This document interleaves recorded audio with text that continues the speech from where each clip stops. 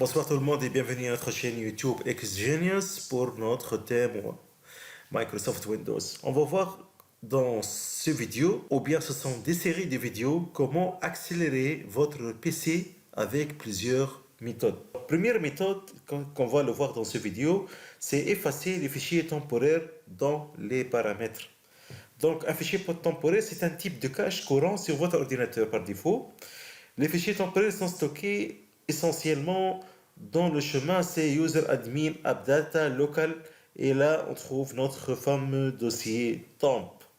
Donc pour les effacer, on peut suivre cette étape. Combinaison de touches Windows R pour aller à la fenêtre d'exécution et j'écris directement donc pourcentage temp pourcentage. Voilà, ça va me ramener, je clique sur OK et ça va me ramener directement au dossier temp que je viens donc de parler tout à l'heure. Donc voilà, c'est user appdata local temp. Donc ensuite, l'étape c'est très simple, CTRL A pour sélectionner tout et voilà, je clique sur le bouton supprimer pour effacer toutes ces données. Voilà. Il me demande une confirmation pour un accès à un dossier. OK, continuer. Voilà, ce que reste dans le dossier, ce sont les fichiers qui sont dans leur logiciel, sont couramment utilisés. Donc, on va les garder pour l'instant. Cependant, si vous souhaitez effacer d'autres caches système ainsi que des fichiers temporaires, il est préférable de les faire dans les paramètres de votre Windows. C'est une méthode qui est couramment utilisée pour supprimer la cache par les utilisateurs de Windows. Bon, je vous explique. J'utilise la combinaison de touches Windows X et je vais passer aux paramètres. Donc, sélectionner Système. Dans le volet à gauche, je vais sélectionner Stockage. Et j'attends ici donc, que le processus d'analyse des données soit terminé. Donc il est en cours d'analyser les fichiers temporaires pour qu'il nous affiche, voilà, il nous affiche ici, ce sont où il y a la répartition de stockage des données. Il y a les applications et fonctionnalités qui occupent par exemple 51,2 Go, les documents, les autres, les fichiers temporaires, voilà, la musique, etc., etc. Ce qui m'intéresse, par exemple, c'est les fichiers temporaires ici. Je vais cliquer au-dessus, voilà. Il va faire une analyse des applications qui ont besoin de certains fichiers temporaires. La partie de progression n'a pas terminé. Vous voyez, il est à 80% environ. On attend qu'il termine l'analyse. C'est terminé, voilà. Donc, bien sûr, on parle de la phase de l'analyse des données des fichiers temporaires. Pour supprimer les fichiers, par défaut, il sélectionne les nettoyages de Windows Update. Ce sont les fichiers que Windows les conserve. Il conserve en fait des copies de tous les mises à jour installées sur votre Windows. Donc, on parle de 6,6 Go pour mon cas, bien sûr. Donc, je le coche. Voilà.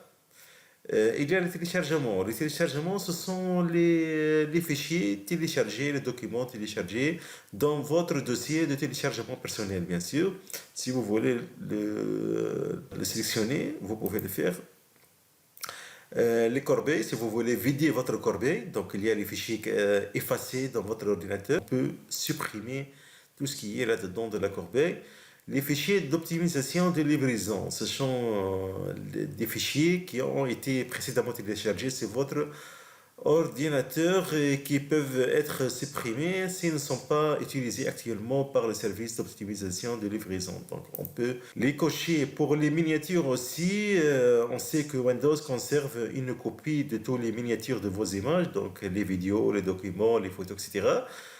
Donc, ça permet d'afficher rapidement à l'ouverture d'un dossier. Donc, si vous voulez supprimer ces miniatures, on peut aussi les cocher, voilà. Il y a les fichiers journaux de la mise à niveau de Windows. Ce sont les fichiers de la mise à niveau de Windows comme indique le titre. Donc, ils contiennent les informations qui vous permettent d'identifier et de résoudre les problèmes. qui se produisent lors de l'installation. Donc, il est recommandé de supprimer ça. Donc, ce sont parmi les fichiers temporaires qui ralentissent le processeur de votre PC. Donc, il vaut mieux les effacer. Aussi, c'est nécessaire, les fichiers temporaires, ce sont des fichiers stockés par les applications qui contiennent des informations dans les dossiers spécifiques.